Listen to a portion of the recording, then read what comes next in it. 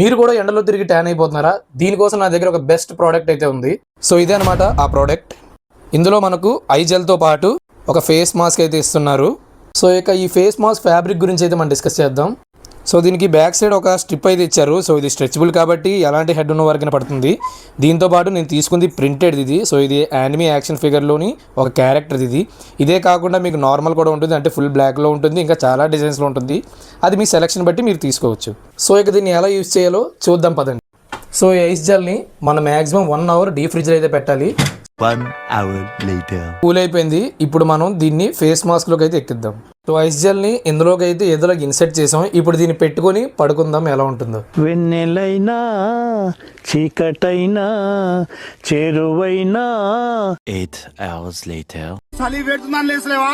శాతం అయితే లేసలేవా? తెల్లారు లేచి తల్లిదండ్రులు పని పోతుండే నిద్రవాడికి ఎట్లా సిగ్గు అనిపిస్తున్నా నీకు? సో ఈ ప్రోడక్ట్ అయితే మీకు మీషోలో మ్యాక్సిమం 200 బిలోలోనే దొరికేస్తుంది. సో మీకు కావాలనుకుంటే నన్ను లింక్ అని కామెంట్ చేయండి, నేను డైరెక్ట్గా మీకు డిఎం అయితే చేస్తాను.